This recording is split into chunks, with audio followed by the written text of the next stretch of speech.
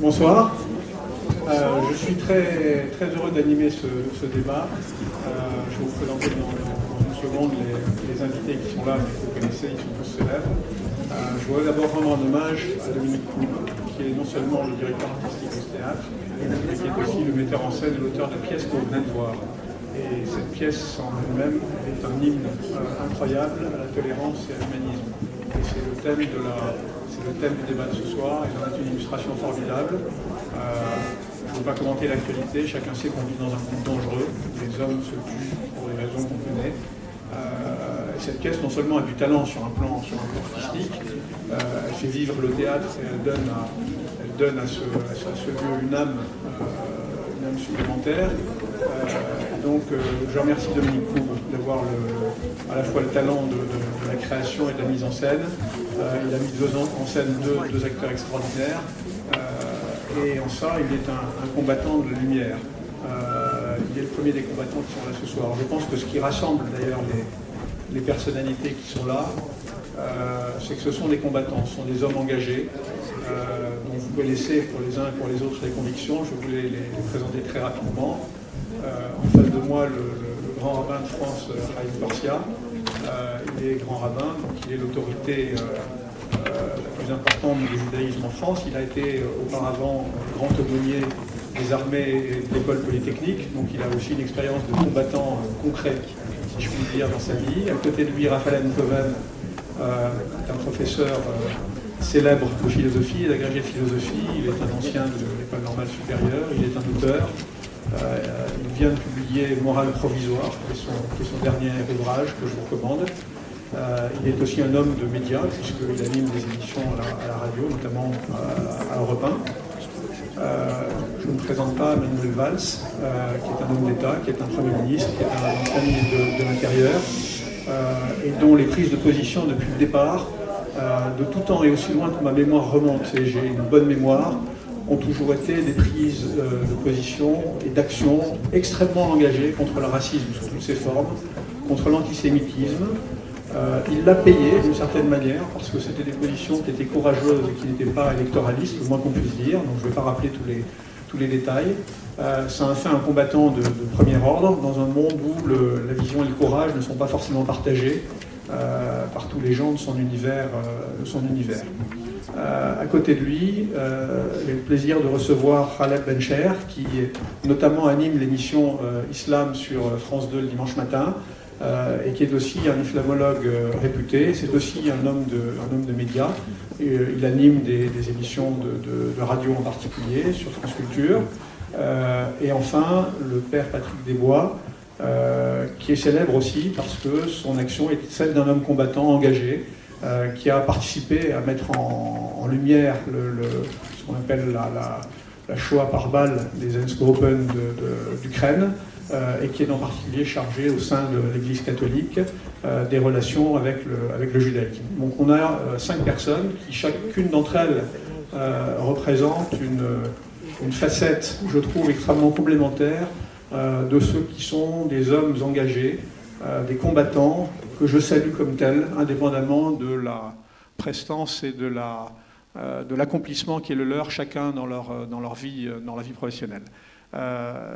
Il n'y a pas de thème en particulier du débat, si ce n'est que la pièce est un support extraordinaire de réflexion et de méditation sur le monde actuel, sur les limites de ce qu'est l'humanisme, sur les limites de ce qu'est la transmission.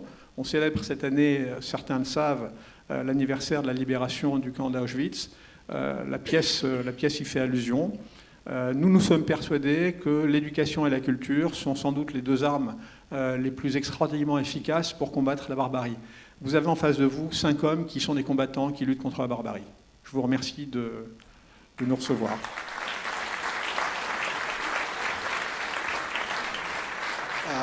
Il n'y a pas... Haïm, tu veux peut-être commencer ou Raphaël?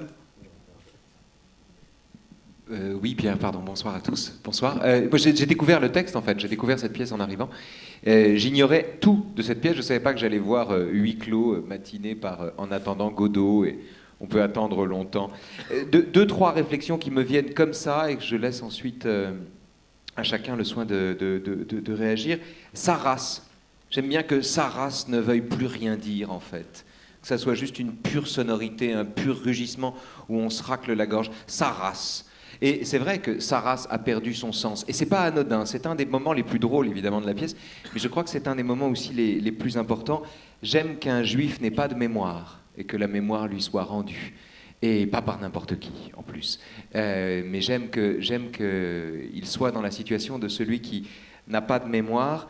J'aime que sous le mot de quiétude, l'autre, enfin sous le mot d'inquiétude, l'autre entende quiétude, et inversement. Parce que d'une certaine façon, il n'y a aucune différence entre les deux, la quiétude n'étant qu'une autre façon d'être inquiet en ce monde et de savoir qu'on va mourir, et surtout que les tombes sont vides. Et enfin, dernière chose, moi la chose qui m'a le plus frappé, c'est le titre du livre de la fille, Les fantômes de la rue Papillon, qui donne, au bout d'un moment dans la pièce, je trouve, mais voilà, vous me direz ce que vous en pensez, mais qui donne le sentiment que les personnages qui parlent sur le banc, qui sont là, qui discutent, ne sont conscients d'eux-mêmes qu'en réalité, parce qu'ils sont le rêve d'un autre, ils sont les personnages du livre. C'est ça que je veux dire, c'est que le sentiment qu'on en retire, c'est qu'ils sont les personnages d'une histoire, c'est leur histoire bien sûr, mais ils sont les personnages d'une histoire, ils sont le rêve de ceux qui leur survivent. Ils sont le rêve de ceux qui ont échappé à leur propre mort. Ils sont le rêve de ceux qui leur survivent, ils sont des créatures de romans. Il y a un passage dans L'Immortalité, c'est un texte de Kundera qui date de la fin des années 80, dans L'Immortalité où il met en scène Goethe et Hemingway qui discutent sur les allées du paradis. Alors un jour ils sont de bonne humeur, un jour ils sont plus tristes, un jour ils sont fringants, un jour ils ont mauvaise mine, etc. Et puis un matin, Goethe a vraiment une sale gueule. Alors Ernest vient le voir parce qu'il aime beaucoup discuter avec lui. Il dit alors qu'est-ce qui vous arrive? Il dit écoutez quand même je sais pas. Non, c'est Hemingway qui fait la gueule. Il est pas content, Il dit mais Ernest, ça vous va pas du tout de faire la gueule. Qu'est-ce que c'est que cette histoire? Mais pourquoi vous êtes triste comme ça? Et l'autre il dit écoutez je crois qu'on est mort. Et qu'il y en a pour longtemps, et je ne sais pas quoi faire, et je suis désespéré. Et il est dans la situation de celui qui est conscient tout en étant mort, ce qui est vraiment la pire situation qu'on puisse imaginer. Et donc il est là, il en est là. Il a conscience du temps, il vit dans le temps, alors qu'il est sommé d'appartenir à l'éternité, donc il est déprimé. Et pour lui remonter le moral, Goethe a cette phrase formidable, il lui dit « Mais enfin, mon cher Ernest, vous savez bien que nous ne sommes, vous et moi, que la fantaisie frivole d'un romancier. » Et ça, c'est formidable parce que la conscience de soi-même va avec la découverte qu'en fait, on n'existe pas.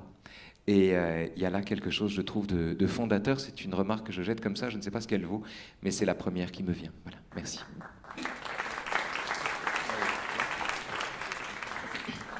C'est pas compliqué, je suis d'accord avec Raphaël. Je suis d'autant plus gêné de parler après lui que d'habitude, après lui, il y a Nicolas Canteloup. Donc là, je ne sais pas faire. C'est vrai, tous les matins, sur Europe, ils doivent encore rester 2-3 auditeurs. Dont toi? Oui, mais c'est juste pour toi. Voilà. C'est vrai. Je suis un peu comme ceux qui n'avaient pas vu la pièce, sous le choc, parce qu'il y a beaucoup de choses très, très fortes. Ce que je note, moi, d'assez étonnant, c'est que son angoisse, c'est de ne pas savoir. Toute la pièce est construite sur le fait qu'il ne sait pas et il veut savoir. Que ça finit lorsqu'il est rassuré, parce que sa fille, il se trouve que c'est une femme, mais c'est important, parce qu'il y en a assez peu sur la tribune, enfin je prends ma part de responsabilité, mais disons globalement, c'est une femme, sa fille, qui a transmis l'histoire. Donc, en fait, on se rend compte que l'enjeu de transmission est essentiel.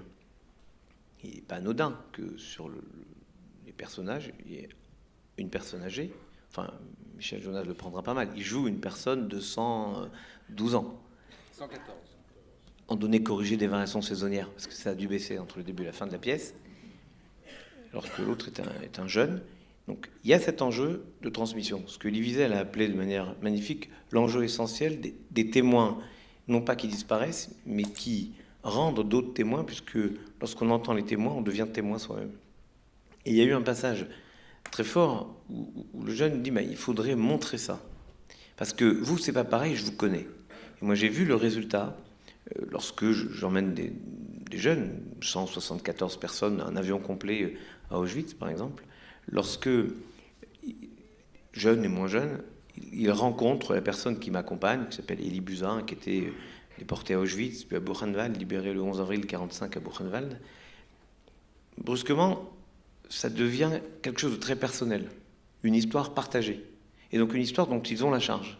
et une histoire qu'ils peuvent à leur tour transmettre. Et je crois que c'est l'enjeu, finalement, de la pièce.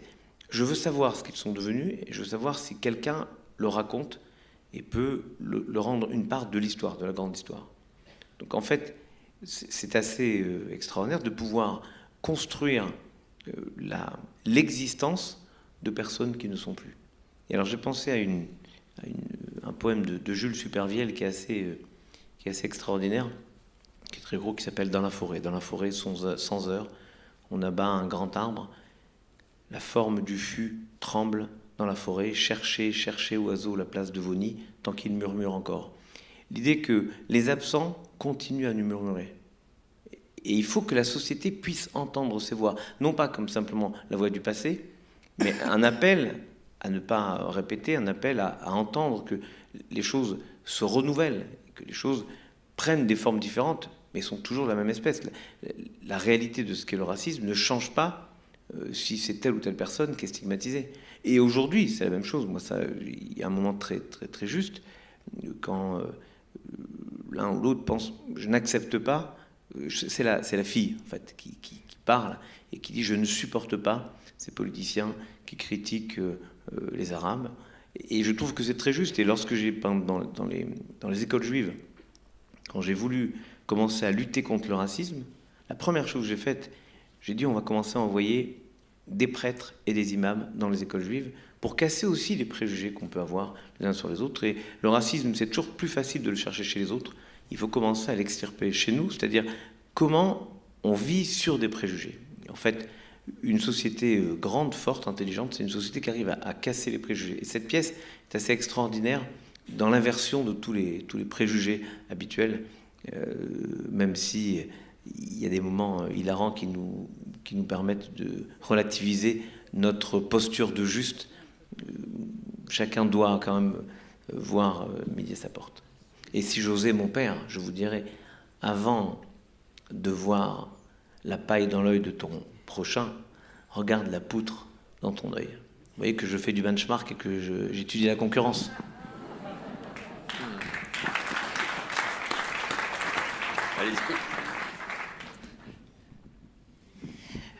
Pour moi, cette pièce était très émouvante, surtout que du fait du début, de voir que les morts assassinés ne peuvent pas bouger de l'endroit où ils se sont tués. Et on a retrouvé les fosses communes d'1 500 000 juifs dans 10 pays. On ne travaille pas qu'en Ukraine maintenant. Et chaque fois qu'on part là-bas, je ne sais pas pourquoi, puisqu'on part en Ukraine, en Russie, etc., à chaque fois, j'ai cette pensée involontaire en disant n'oublions pas qu'ils nous attendent depuis 70 ans, depuis 75 ans. Ils ont été assassinés dans un village. Et ce qui est toujours très émouvant, c'est quand on retrouve les derniers mots qu'ils ont dit. Un des témoignages les plus émouvants que j'ai trouvé, c'est une jeune fille ukrainienne qui est amoureuse d'un jeune juif. Elle le regardait se faire assassiner. Et lui, il a vu que son ami la regardait et il s'est retourné et lui a dit « Au revoir la vie ». Et il s'est fait fusiller. Mais aussi, je travaille depuis 2 ans aussi en Irak. On retrouve aussi les fosses communes des Yazidis et on a interviewé des centaines de Yazidis. Et je ne suis pas sûr que la planète a compris que les morts assassinés nous attendent. Merci.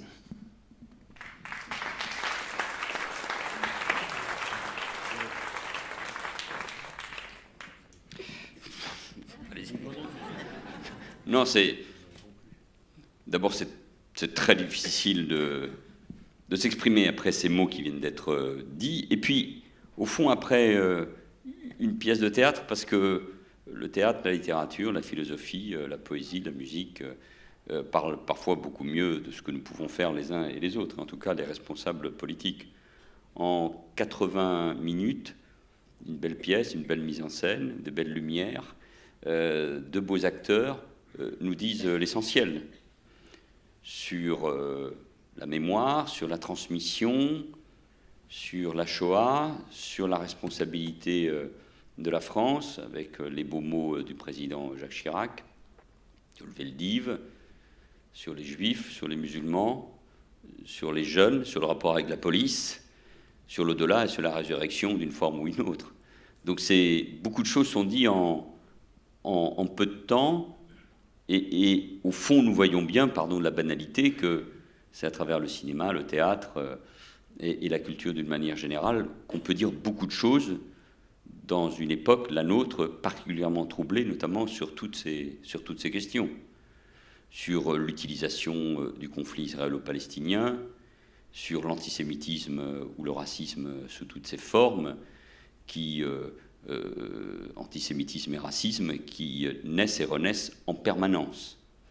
Et ça fait du bien d'assister une nouvelle fois à une belle manifestation de l'intelligence.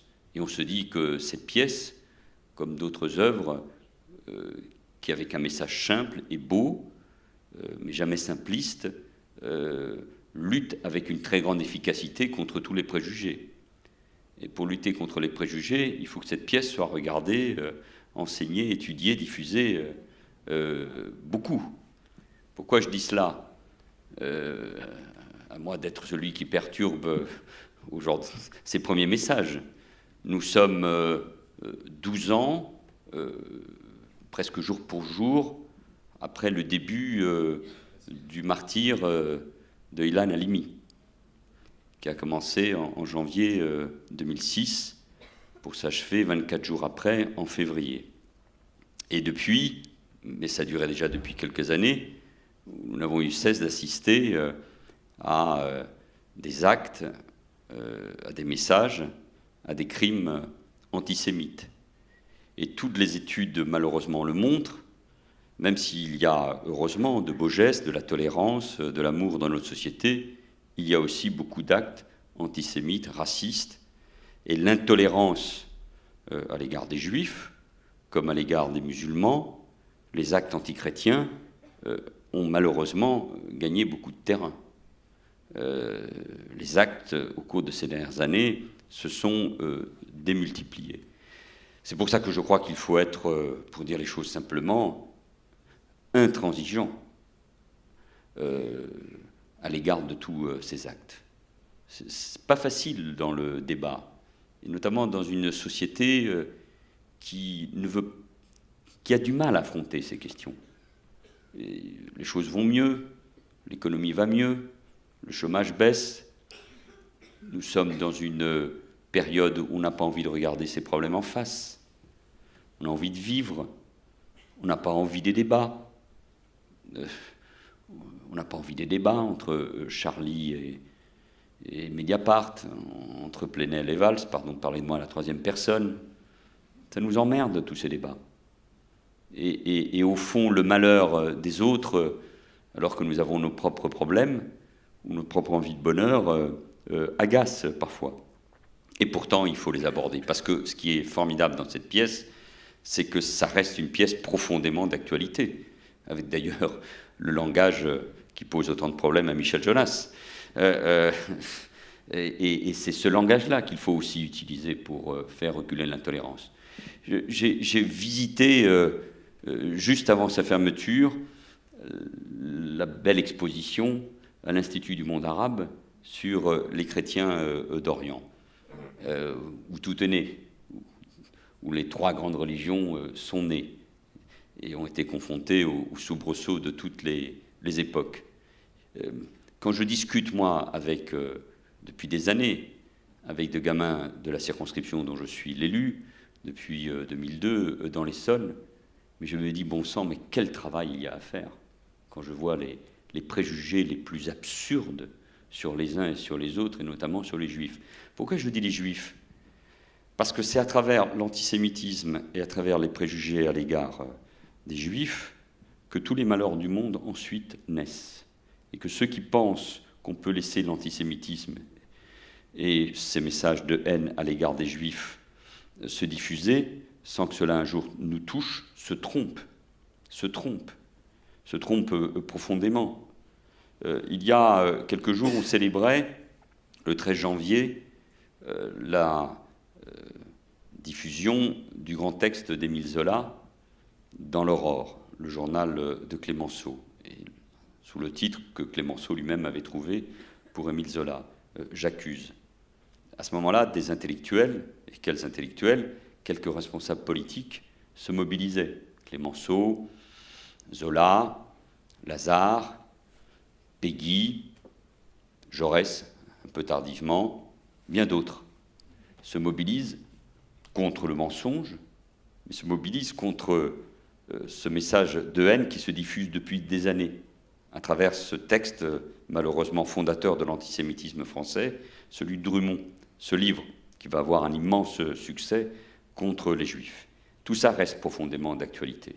J'ai souvent dit que c'était le combat de ma vie, parce que c'est le combat pour lutter contre la haine, le racisme, la bêtise sous toutes ses formes, qui est aujourd'hui démultipliée sur les réseaux sociaux et sur Internet à une vitesse que nous ne pouvions pas imaginer. Eh bien, c'est la culture et l'intelligence des hommes et des femmes qui doivent nous aider à lutter contre ces préjugés, contre ce racisme et contre cette haine. Mais la seule chose que je veux dire en terminant, c'est que c'est un combat très difficile. Très difficile. Moi, je suis plutôt un optimiste de nature, moins optimiste que le grand rabbin de France, mais par fonction, il est optimiste. Mais je reste quand même, malheureusement, aujourd'hui très inquiet, en tout cas très lucide de ce qu'il nous reste à accomplir les uns et les autres. Et ce que chacun peut faire ici ou dans cette salle, ou au-delà pour lutter contre l'antisémitisme, le racisme, la haine des autres, les préjugés, cette banalisation de la détestation de l'autre qui s'est installée, nous oblige à être éveillés et à mener ce combat. C'est le combat de ce que nous sommes, nous, les êtres humains. C'est ce que, au fond, nous dit avec beaucoup de simplicité, mais avec beaucoup de bonheur, cette belle pièce.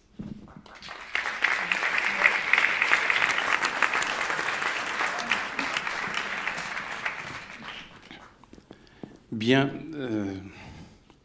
à mon tour aussi, et à l'unisson avec mes co-orateurs, de dire ma joie et mon émotion d'avoir assisté à cette belle pièce, si profonde, si émouvante, une pièce d'intelligence, une intelligence hybride, celle du cœur et celle de l'esprit, où il y avait une incarnation même de la tendresse, de la bienveillance, de la compréhension. Et donc je rends hommage aussi bien à ceux qui l'ont joué que ceux qui l'ont conçu. Deuxième point, ici je suis comme citoyen, parce que je crois fort que dans une société ouverte, ouverte au sens de Karl Popper, une société ouverte, démocratique, sécularisée, c'est d'abord le citoyen in abstracto de toute autre référence qui s'exprime et puis se déterminera comme il le souhaite. Deuxième point, c'est vrai, et vous l'avez si bien dit, Monsieur le Premier ministre, qu'il y a une embellie sur le plan économique, même si on est à une ère d'ubérisation de l'économie, de la twitterisation de la politique. Mais il y a quand même quelques signes d'optimisme sur le confort matériel. Toutefois, notre nation, qui est une nation résiliente, convalescente, traumatisée, blessée, malade, notamment après l'annus horribilis de 2015, eh bien, cette pièce vient à un point nommé, parce que les meilleurs antidotes à l'extrémisme, à la barbarie, à la bêtise humaine, demeurent l'éducation, l'instruction, l'acquisition du savoir, la culture, la connaissance, l'ouverture sur le monde, l'altérité notamment confessionnelle, l'inclination pour les valeurs esthétiques, pour la beauté, les belles lettres, les beaux-arts, la poésie, la musique, vous l'avez dit. Eh bien, c'est cette réponse dont il nous incombe à brandir.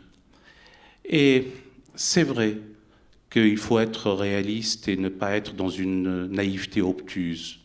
Je fais mienne le prologue de Charles Dickens dans son roman des Deux cités, quand il disait « c'était le meilleur et le pire des temps, le siècle de la sagesse et de la folie, l'ère de la foi et de l'incrédulité, le printemps de l'espérance et l'hiver du désespoir. Le monde devant lui avait tout et rien. On allait droit au ciel et tout droit en enfer. Bref, c'était une époque qui ressemblait tellement à la nôtre que ses censeurs les plus bruyants n'en parlaient qu'au superlatif, en bien ou en mal. Donc c'est ça aussi notre situation maintenant. Une extrême vigilance contre tous les relents de l'antisémitisme. Et j'ai eu l'occasion de le dire, et je n'en tire aucune gloriole, que lorsque le juif est attaqué dans sa synagogue, eh bien le musulman craint dans sa mosquée, si je puis dire. Donc ça sous-entend quoi? Ça sous-entend qu'il faut qu'il y ait une solidarité nationale, et par-delà une solidarité humaine. Vous avez à juste raison, Pierre Dassas dit tout à l'heure qu'il n'y a pas de thème, et il s'agit ici d'humanisme et de tolérance. Même si à titre personnel, j'émets des réserves sur le vocable tolérance, et on dit souvent, sous la boutade classique, qu'il y a des maisons pour cela. Il y a une exigence de respect, de reconnaissance, d'amour, d'affection. Oui, c'est Claudel qui l'aurait emprunté à Peggy, dit-on, mais c'est à Claudel quand on le dit. Je n'ai pas cité ma source. Donc du coup, c'est vrai qu'il y a cette exigence-là, et elle ne doit pas...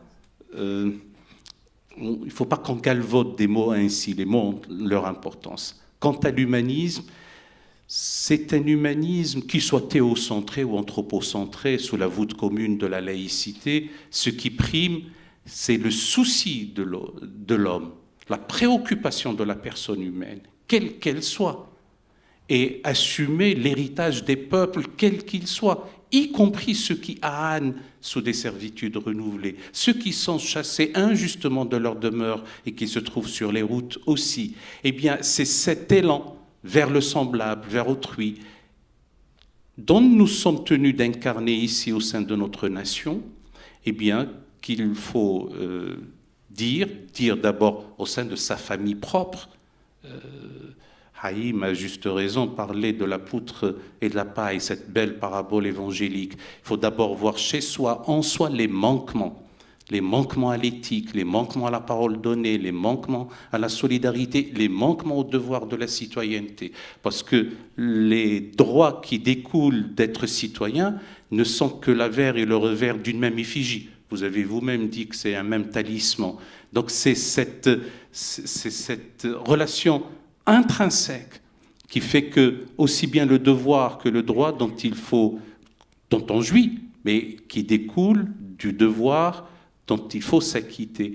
Eh bien, le premier devoir, c'est cette vigilance. Des veilleurs dans la nuit, des guetteurs dans la cité, des vigies républicaines ou spirituelles, ou les deux, de toute façon, pour que plus jamais l'autre n'ait à pâtir du fait d'être autre, de par son appartenance confessionnelle, de par ses caractéristiques de naissance, comme disent certains, de par son orientation, quelle qu'elle soit, métaphysique ou autre. Voilà ce qui nous réunit, voilà ce quoi nous sommes engagés, et voilà ce à quoi nous nous engageons et à témoigner et à œuvrer indéfiniment.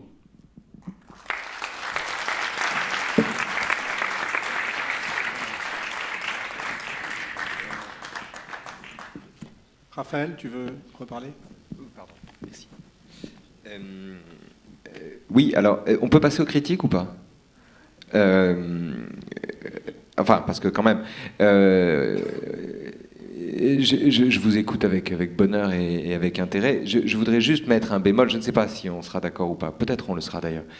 On ne supprimera jamais la haine, voilà, c'est ça que je veux dire en fait, jamais. Il n'y aura jamais un monde sans haine. Les gens qui disent, par exemple, on fait des réunions non mixtes en attendant que le racisme soit dissipé, qui ajoutent du racisme au racisme d'ailleurs en le faisant, c'est une arnaque. Ça n'existe pas un univers sans haine. Donc on peut se donner pour idéal régulateur un monde où la haine est supprimée, où il n'y a plus d'antisémitisme, sauf que ça n'arrivera jamais. Jamais. Et il n'y a là-dedans aucune raison de baisser les bras. Au contraire, soyons camusiens, c'est ça que je veux dire en fait. C'est-à-dire, retroussons-nous les manches, mais parce que précisément nous n'avons pas... Comment dire? Nous n'avons pas d'espoir, ni le choix. On est Sisyphe, si vous voulez, on pousse le caillou. La représentation d'un but qu'on se donne n'est pas un but qu'on se propose d'atteindre. Ce serait utopique et ce serait pas sérieux. Il s'agit de combattre au quotidien et d'une certaine manière, pardon, sans espoir. Dans l'espérance, oui, mais sans espoir, c'est pas du tout la même chose. Donc ça, c'est la première chose que je voulais dire. Et c'est d'autant plus important, me semble-t-il, que l'antisémitisme est effectivement au principe de toute haine, non pas par judéocentrisme, pas par judéocentrisme que je vais dire une bêtise pareille. Je pense que c'est le cas pour une raison très simple, c'est que le juif n'est pas repérable, il n'est pas spectaculaire, il faut le construire, on a eu besoin de le fabriquer. Justement, il faut qu'il s'habille pour que ça se voit. Honnêtement, on lui enlève, on se dit... Enfin bon... c'est très intéressant ça, c'est-à-dire l'idée que le juif peut avoir la même gueule que tout le monde. Ce qui transforme la haine de l'autre, parce qu'évidemment avec le racisme, un racisme objectif, voilà, vous haïssez le noir, alors vous identifiez le noir. Le noir est moins difficile à construire que le juif, on le repère plus rapidement. Parce que c'est toute la différence entre la haine de l'autre et la haine de soi. Et au principe de la haine de l'autre, il y a la haine de soi. Et de ce point de vue, je crois qu'il faut établir cette nuance entre les haines, non pas pour hiérarchiser les haines, bien sûr, mais pour essayer de voir dans quelle mesure toutes se tiennent. Et la dernière chose, c'est qu'on parle d'humanisme ici. Non, deux petites choses encore, pardon. D'abord, une chose, il y a un passage que tout le monde a applaudi, qui a fait rire tout le monde, quand on a dit Dieu et Dieu, mais c'est le même pour tous, faudrait le dire, ça calmerait tout le monde. Alors, je crois exactement le contraire, en fait. Il y a 3 monothéismes, c'est pas un hasard. Non, c'est pas le même Dieu. D'ailleurs, c'est pas les mêmes textes. D'ailleurs, ils sont pas d'accord. Et c'est tant mieux. Moi, je trouve une société pacifiée n'est pas une société où on considère que Dieu est le même et où il y a des grands rassemblements œcuméniques le lendemain d'un attentat. Ce qui est très bien. Une société pacifiée, c'est une société où on peut s'engueuler sans se haïr. Une société pacifiée, c'est un univers où on peut dire, bah non, écoutez, moi, c'est pas un hasard si je suis chrétien, c'est pas un hasard si je suis musulman. Or, bien sûr, comme dirait Montaigne, on est chrétien, on est juif ou musulman, comme on est périgourdin. Mais après, il arrive qu'on choisisse ce qu'on nous a donné à la naissance. Et c'est pas un hasard si on le choisit. Il y a des raisons à ça. Et on n'est pas d'accord. Mais on est d'accord pour pas être d'accord. Et c'est ça l'essentiel. Et c'est comme ça que ça fonctionne. Une société pacifiée, c'est une société où l'engueulade est permise. Or, l'engueulade n'est pas permise dans la société où nous nous trouvons, et c'est pour ça que les gens se haïssent. Juste ça, c'est le dernier point. On dit souvent il faut raison garder. Mais raison garder, on l'emploie de façon très lâche. On dit raison garder, c'est mettre sous le boisseau les sujets qui fâchent, mettre la poussière sous le tapis. Or, raison garder, c'est faire usage de la raison. Faire usage de la raison, en particulier quand on est une instance ou une autorité spirituelle. Faire usage de la raison, c'est considérer tout simplement que le désaccord est une richesse et demande à être protégé. La première chose qu'il faut protéger entre les gens, ça n'est pas ce qui les identifie, c'est ce qui les réunit. Et ce qui les réunit, c'est ce qu'ils ont en commun. Et ce qu'ils ont en commun, c'est de ne pas être d'accord. Voilà.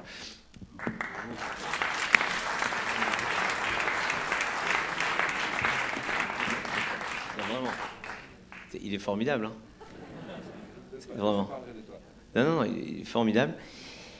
Ah, un petit détail près, c'est rien. Non, vraiment.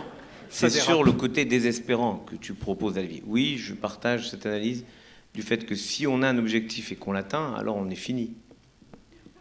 Et c'est l'enjeu même d'ailleurs. Enfin, on est fini même si on l'atteint pas. Hein. Non, on est fini au sens que tu peux, quand tu considères que tu as atteint l'objectif, qu'est-ce qui te reste derrière?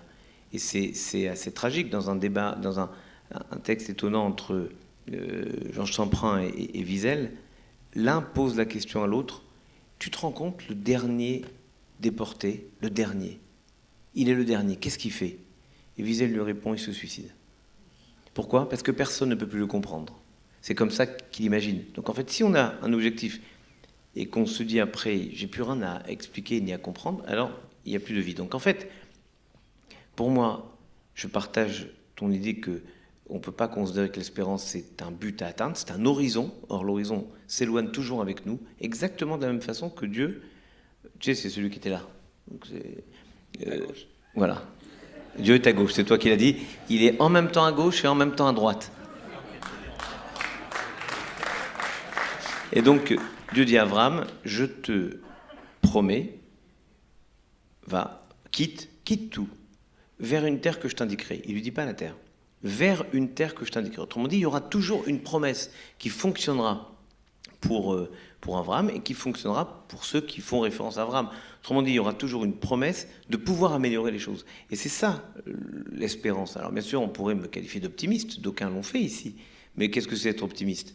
C'est penser qu'on peut, oui, transformer la société. Et j'ai raison d'être optimiste parce que ce qui était un moment en jeu dans la société, c'était pas tant la violence que l'indifférence par rapport à la violence. C'est-à-dire que quand des juifs sont assassinés, des enfants juifs, des militaires, et que globalement, oui, les politiques disent les mots qui vont bien, mais que la société ne se mobilise pas plus que ça, et que on attend les assassinats de Charlie Hebdo, les policiers, puis les clients de l'hypercachère, pour pouvoir avoir cette démonstration d'aspiration à la fraternité, il y a une question qui se pose. Et la question, c'est pourquoi il y avait tant d'indifférence. Et je vais vous dire, cher monsieur le Premier ministre, j'ai un respect profond pour vous et une reconnaissance immense, parce que ce jour-là, j'étais encore à Bordeaux, avec mon épouse, j'étais en visite à la communauté de Bordeaux, et après le Shabbat, je vois ce qui se passe, je décide de prendre le train de rentrer à Paris, parce que je vous vois devant l'hypercachère, et vous dites cette phrase que j'ai toujours qualifiée de quasi prophétique: la France sans les Juifs n'est pas la France. Autrement dit, il y avait besoin qu'on se sente à nouveau faisant partie de la communauté nationale, la seule communauté qu'on connaisse et qui fait de nous des citoyens. Certes, des citoyens un peu après les autres, puisque pour nous, ça a été que le 27 septembre 1791. Donc il y a eu un petit delta. Mais peu importe, aujourd'hui, on avait besoin de se sentir faire partie de cette communauté humaine qui s'appelle la France.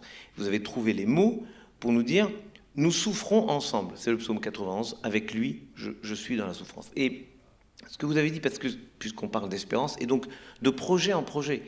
Cette pièce, par exemple, est-ce que vous ne pensez pas qu'elle pourrait être diffusée dans les classes? Alors on me dit « oui, on veut tellement faire de choses dans les classes ». Ok, peut-être pas les classes, vous voulez pas les classes, quoique je pense qu'elle pourrait être filmée puis diffusée dans les classes. Mais regardez par exemple, mon ami Alexandre Arcadi a fait un film qui s'appelle 24 jours sur la tragédie dont vous avez parlé à propos d'Ilan Halimi.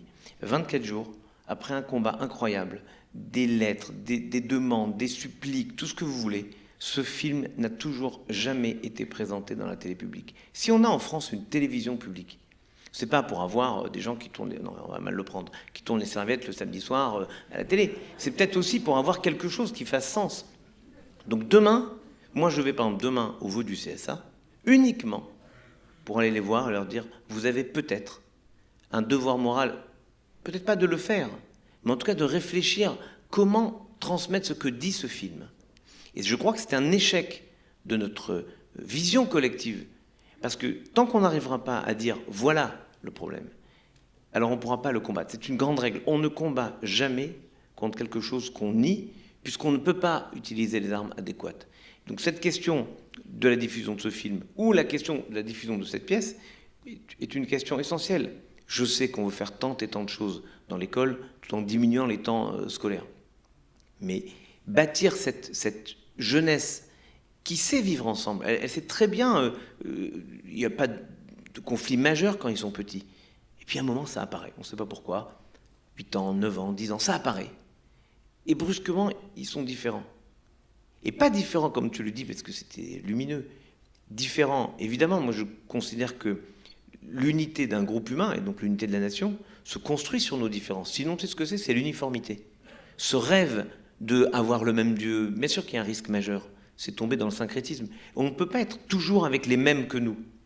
Donc, on construit une idée de société, c'est Maurice Godelier qui dit ça, faire société, c'est rassembler des différences. Rassembler les différences pour faire de l'unité. Et je crois que l'enjeu, il est là, il est de passer de ce fantasme de l'uniformité à l'idée, au rêve, à l'espérance de l'unité.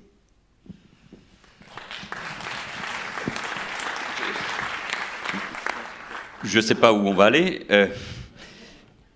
Bon, d'abord, il y a évidemment une question liée à la mémoire de la Shoah. La pièce, à sa manière, y participe, avec un défi considérable, puisqu'on est de nouveau dans ces dates, entre guillemets, d'anniversaire de la libération du camp d'Auschwitz. Et pour en avoir parlé avec notamment Raphaël Israël, qui vient de publier, enfin il y a quelques mois, un livre magnifique sur son expérience, si cela veut dire quelque chose, concentrationnaire, mais aussi son histoire d'amour et la transmission de ce qu'il a vécu. Il y a là un défi considérable pour nous de la mémoire vivante, impossible, mais que nous permet la télévision, le cinéma, le théâtre,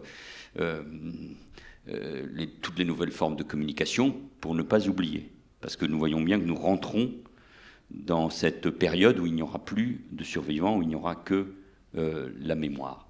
Il y a une chose qui est juste dans la pièce, qui est de rappeler quels ont été les autres génocides, c'est dit par ce jeune homme, arménien, cambodgien, Tutsi, etc.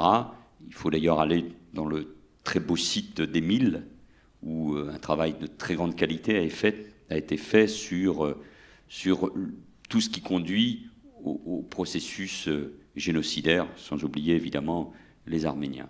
Puis une troisième remarque désordonnée, avant d'arriver à une réflexion plus personnelle, c'est le père Desbois qui au fond, me l'a rappelé à travers ce qu'il rappelait sur les Yézidis, c'est qu'aujourd'hui, l'armée turque est en train d'intervenir contre les Kurdes dans cette partie de la Syrie, Kurdes avec sans doute tous leurs défauts, mais qui ont sauvé les Yézidis, qui ont combattu avec eux, qui ont sauvé parfois des chrétiens d'Orient, qui ont combattu pour nous, qui ont pris des terroristes, y compris nos compatriotes, et qui aujourd'hui vont être bombardés et massacrés par l'armée turque. Et pour nous, c'est très difficile. Il n'y aura pas d'intervention pour les sauver, militaire. Mais c'est pour la conscience, si ça veut dire quelque chose de l'humanité, attention, parce que ce qui est en train de se passer est tout à fait fondamental pour la suite. Une remarque plus personnelle. Moi, je lutte, et je lutterai de toutes mes forces contre toutes les formes de racisme et de discrimination. Mais, et ça rejoint ce qui a été dit, enfin, le « mais » n'est pas forcément nécessaire, ou il veut dire trop de choses, mais je suis convaincu depuis toujours qu'il y a une spécificité liée à l'antisémitisme. Alors c'est très difficile comme débat, parce que, évidemment, tout se vaut où il y a la concurrence des victimes. Mais pour les raisons, au fond, je crois, dites il y a un instant par Raphaël Enthoven. Dans l'antisémitisme, il y a une spécificité. Elle peut être religieuse, elle peut être parce que le juif nous ressemble, elle est liée à la construction nationale, la reconnaissance des juifs comme citoyens, par la Révolution, le choix qui a été fait par Napoléon de l'organisation des juifs, et puis évidemment tout ce qui se passe à la fin du XIXe siècle, avec ces hommes lumineux qui se lèvent pour défendre Dreyfus. Et puis ensuite 1940 et 1942, et une longue période, au fond, de silence.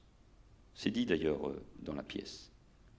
Il a fallu attendre les années 80, 90, la recherche des historiens américains, le rôle évidemment tout à fait essentiel de Klarsfeld, et puis le retour de l'antisémitisme. Et un antisémitisme qui n'est pas l'antisémitisme traditionnel, qui veut voir le juif comme quelque chose qui nous ressemble trop, et donc il faut combattre, mais un antisémitisme qui est lié à d'autres éléments, au conflit israélo-palestinien, et qui vient ensuite de nos quartiers populaires et du monde arabo-musulman. Et ça, il faut le dire, il faut l'expliquer, parce que sinon on ne comprend rien. Donc il ne faut pas tout confondre, et mettre tout au même niveau. Et à partir du moment, et le grand rabbin le rappelait, où on a tué de nouveau en France des juifs parce qu'ils étaient juifs, Ilan Halimi ou Sarah Halimi il y a peu de temps, en essayant de nier ce qui s'était passé, parce que ça gênait de nouveau la société française. Lisez le livre de ces deux journalistes, Raphaël Duchemin et Ariane Chemin, sur Trappes. Il y a des choses sur lesquelles je ne suis pas d'accord, où ça peut poser débat, peu importe. Mais il y a vraiment un chapitre lumineux au sens de la vérité. C'est-à-dire qui s'appelle, je crois, la synagogue qu'on brûle. Et en quelques lignes, en quelques pages, il est rappelé tout ce qui s'est passé dans les années 2000, en France. et l'absence de mobilisation. Et il a fallu, au fond, ni ce qui s'est passé à Toulouse, ni mon combat contre Dieudonné, ni le fait qu'à l'été 2014, on ait de nouveau crié mort aux Juifs dans une manifestation pro-palestinienne et pro-Hamas à Paris, qu'on a essayé de minimiser, ni le viol d'une famille à Créteil. Et il a fallu Charlie et le lien avec l'hypercachère. S'il n'y avait eu que l'hypercachère, il n'y aurait pas eu la même mobilisation dans notre pays. Mais c'est la conjonction des deux qui a tout à coup mobilisé le peuple français. Une partie, pas tous, pas tous. Et après ça, ça continue. Et on a de nouveau des crimes, des actes antisémites. Si on interroge les gens aujourd'hui, puisqu'il y a des sondages qui sont faits sur les théories complotistes, si on les interroge, combien de juifs il y a en France? Mais on va vous répondre plusieurs millions. Ils ont le pouvoir, bien sûr, dans les médias, dans les banques, l'argent. On n'a pas avancé, on a plutôt reculé. Donc, moi je crois à la théorie toute camusienne, elle n'est pas que de Camus, bien sûr, mythe de Sisyphe. Nous sommes des Sisyphes, parce que nous sommes des hommes. Et donc il faut pousser en permanence ce rocher qui ensuite nous roule dessus et sur les pieds. Et donc c'est un combat majeur, majeur. Et si on ne se rend pas compte que c'est la question de l'antisémitisme qui façonne et qui construit, c'est pas un juif qui vous le dit, je ne suis pas juif. Certes, je suis sous influence, depuis que Roland Dumas l'a expliqué à une grande chaîne un matin, sans que cela éveille la conscience. Un ancien président du Conseil constitutionnel, un ancien ministre des Affaires étrangères, sans que cela révolte davantage. Donc, c'est un débat fondamental, et rien ne peut le cacher. C'est pas facile pour les Juifs de France, ou pour les Français juifs, parce que ça rappelle en permanence quelque chose, et ils le vivent comme... Et maintenant, on parle de l'Alia vers Israël, et maintenant on parle de l'Alia interne à la Seine-Saint-Denis ou à la région de Île-de-France. Mais où est-ce qu'on est arrivé? Donc ce n'est pas une affaire de bisounours, comme dit l'autre, et pas uniquement que de bons sentiments, même si la pièce porte de bons sentiments, mais au sens le plus fraternel possible. C'est un combat qui doit nous mobiliser tous en conscience. Et ce qui est beau de la France, et je termine avec ça, je suis déjà trop long, c'est ça la laïcité apaisée. C'est ça la laïcité apaisée, puisqu'on la recherche, puisqu'on veut lui accoler à tout prix un nom. Il n'y a rien de plus beau que la France, mais elle doit s'en souvenir. Dans un théâtre, un philosophe, un grand rabbin, un homme qui parle de l'islam régulièrement, mais qui est un citoyen, qui se définit comme tel, un prêtre, des citoyens engagés, un politique, parlent de ces questions-là. Mais en sachant que ça n'est pas un débat apaisé, lui. La laïcité, elle nous permet de nous réunir, de croire et ne pas croire, des responsables publics, de parler avec des philosophes, des hommes de religion, mais ça n'est pas un débat apaisé. C'est un débat crucial, fondamental, qui met en cause ce que nous sommes, la nation française. Et moi, si parfois je parle de manière sévère, si on considère que je suis un peu pessimiste, un peu anxiogène, c'est parce que je connais cette réalité de ce qui se passe aujourd'hui dans les profondeurs de notre société. Le combat, il n'est pas terminé. On peut le faire à travers la culture, mais il faut le faire davantage autour d'un engagement. Et cet engagement, c'est de nommer les choses, de les nommer bien, parfois c'est difficile, mais de les nommer. L'antisémitisme ne va pas s'arrêter. Raphaël a raison. Une raison de plus pour le combattre, avec la plus grande détermination. Parce que l'antisémitisme, il nous dit tout sur ce que nous sommes et sur ce qu'est aujourd'hui la société française.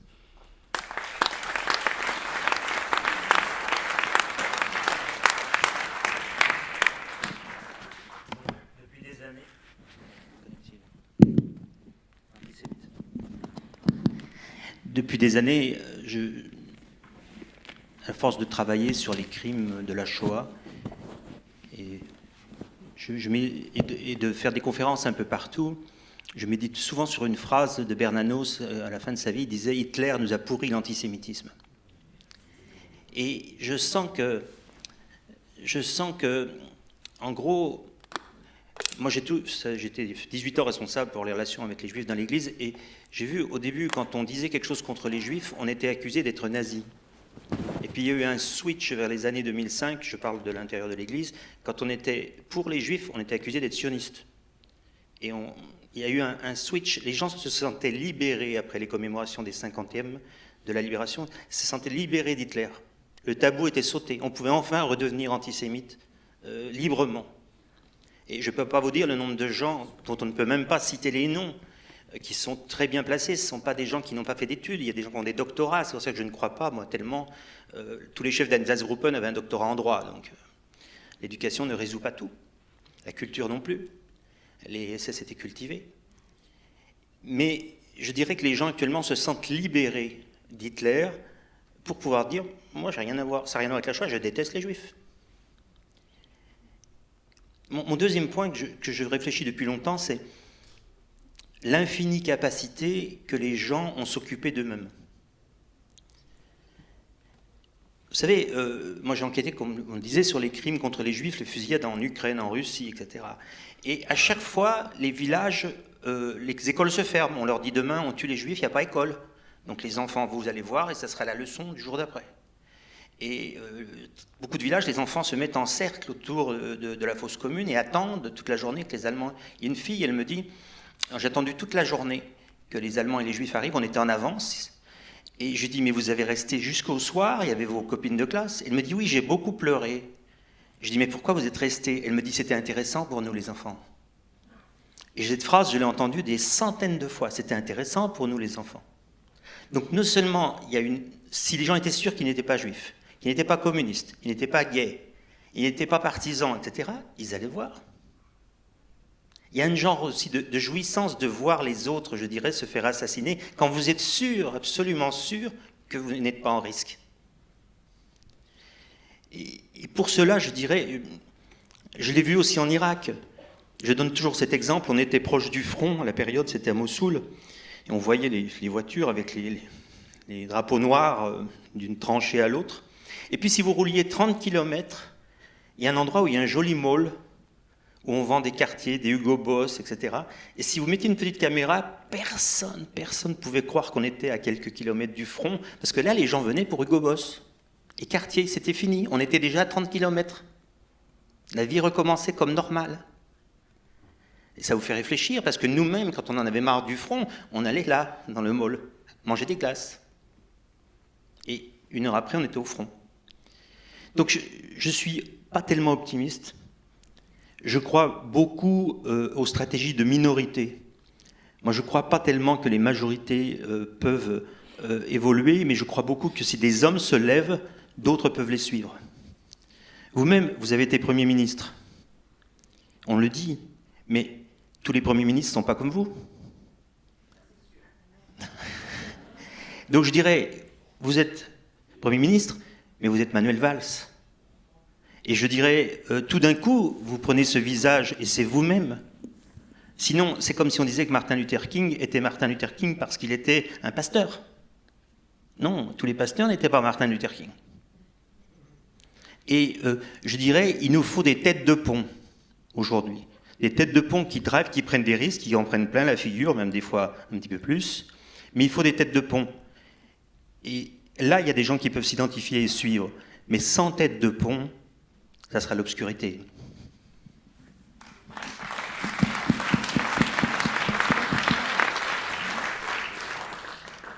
Bien, peut-être pour vous montrer qu'au moins ici, nous sommes dans un groupe d'hommes et de femmes et une société apaisée. Enfin, ici, et heureusement, ici, il en manque, certes. Qu'on ne se méprenne pas. Et le « on », c'est un pronom indéfini pour l'instant, et après, je mettrai un nom derrière. Votre serviteur a une formation de physicien aussi, et j'ai appris en sciences que lorsqu'il y a des problèmes de transmission, de communication, il faut d'abord voir au niveau de l'émetteur avant d'incriminer le récepteur. Peut-être que je n'ai pas été compris. Mais dans un premier tour, que voulez-vous que je vous dise, qu'on aille directement aux choses qui fâchent? Il faut d'abord dire, comme une pétition de foi, si je puis dire, ce à quoi on croit fondamentalement. Alors j'entends Raphaël Enthoven, du coup le « on » a un nom. Ah, c'est avec bonheur que je vous ai écouté, mais il y a un bémol. Ça peut être une octave, ça peut être une dièse, ça peut être quelque chose de beaucoup plus fort, parce que bienvenue à la critique. Heureusement, si on esquive le choc des idées, si on élude les questions épineuses, eh bien, on se vautre dans ses certitudes, et puis on se vulnérabilise, on redoute l'asphyxie, et il ne reste plus que le fanatisme pour pouvoir vivre quelques instants. Je ne veux pas faire le pédant, mais j'ai pensé à cette parole de Søren Kierkegaard, puisque nous sommes dans un théâtre, j'y pense. Il a dit... Il arriva que le feu prit dans les coulisses d'un théâtre. Le bouffon vint en avertir le public. On pensa qu'il faisait de l'esprit et on l'applaudit. Il insista. Les applaudissements redoublèrent et on rit de plus belle. C'est ainsi que périra le monde dans l'hilarité générale de ceux qui, au mieux, en dehors de leur certitude, n'est que divertissement et plaisanterie. Donc, fin de citation. On n'est pas dans cette situation. J'ai dit simplement, son naïveté obtuse, que nous n'abdiquons pas. En tout cas, je dis je et je n'abdiquerai pas. Il y a deux thèses parallèles. Il y a ceux qui vous disent que depuis les guerres puniques ou les guerres médiques jusqu'à maintenant, jusqu'à la monstruosité idéologique et religieuse de Daesh, eh bien, l'homme est un loup pour l'homme. Homo homini lupus, et on n'y peut rien, c'est ainsi. Et c'est vis pacem para bellum. Voilà, c'est comme ça, parce que il y a de la haine, il y a du ressentiment. Malheur à celui qui ose faire écran entre mes ambitions débridées et moi-même, et donc il faut l'oxyre. Il n'y a pas plus simple que ça. Il y a une course effrénée entre la cuirasse et l'épée. C'est dans la nature des hommes. Et il y en a d'autres qui disent, eh bien, il y a une longue et lente maturation de l'humanité vers l'idée du progrès. Ce n'est pas le progrès technologique, c'est vers cette idée de faire en sorte que la violence soit dirimée, peut-être pas totalement, mais en tout cas petit à petit et doucement, même d'une manière asymptotique, on y verse. Eh bien, quand le passé se meurt et le futur n'est pas encore advenu, c'est dans le clair-obscur que peuvent surgir les monstres. Et les monstres, quand est-ce qu'ils surgissent, disait Goya, c'est quand il y a sommeil de la raison. Eh bien, nous ne voulons pas qu'il y ait sommeil de la raison. Alors, c'est peut-être pas la raison raisonnante, c'est une raison matinée avec l'intelligence des arts, de la beauté, etc. Donc, voilà ce que je voulais dire dans un deuxième temps. Chez les puristes de la langue française, quand il y a deuxième, il y a forcément troisième. Donc, le troisième temps, c'est que, et là, vous l'avez si bien dit, enfin, si bien, je ne sais pas, qu'il ne faut surtout, mais je ne veux pas être discourtois et je suis plein de déférence pour ce que vous êtes et ce que vous avez fait. Mais je ne suis pas sûr qu'il faille dire il ne faut surtout pas comprendre, parce que comprendre, c'est déjà excuser. Qui dit comprendre ne dit pas admettre. Et qui dit analyser ne dit pas excuser. Et qui dit expliquer ne dit pas justifier. C'est simplement, et si vous me pardonnez l'anglicisme, what went wrong? Qu'est-ce qui n'allait pas pour que nous arrivions à cette situation? Et pour que nous puissions trouver la bonne médication, il faut trouver le bon diagnostic.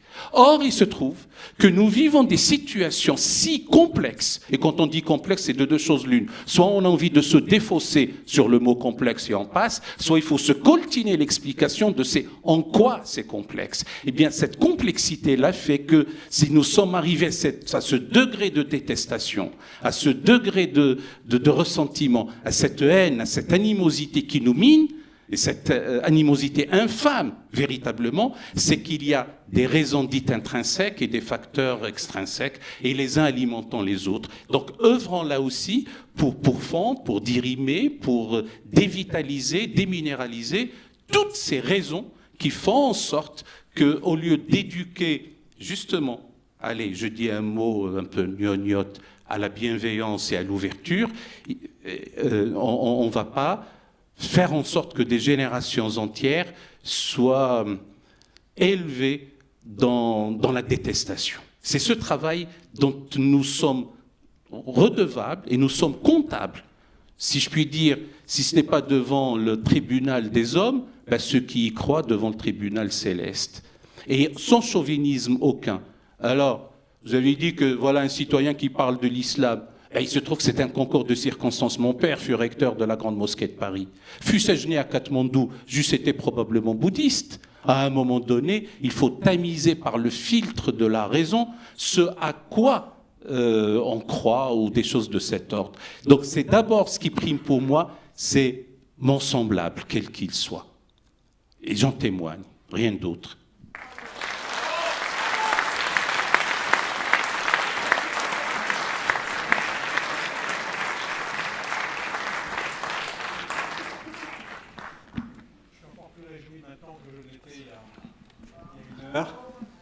Allô? Oui, voilà, ça parle. Je remercie naturellement tous nos intervenants qui ont chacun manifesté des positions brillantissimes. Moi, j'ai une phrase qui est un des guides de ma vie, qui est celle de Guillaume d'Orange, et qui dit « Il n'est pas nécessaire d'espérer pour entreprendre, ni de réussir pour persévérer ». Je crois que ce qui relie et ce qui rassemble tous ceux qui sont autour sur ce plateau, c'est qu'aucun d'entre eux ne renonce. Aucun d'entre eux, comme disent les Anglais, ne give up. Je sais qu'il y a aussi dans cette salle des enfants, des jeunes, dont le début dans la vie a été compliqué, a été difficile, a été des moments difficiles et qu'ils sont en train d'en sortir. Le message que je voudrais leur délivrer, c'est ne renoncez pas, battez-vous, engagez-vous, devenez des combattants. Je vous souhaite une bonne soirée.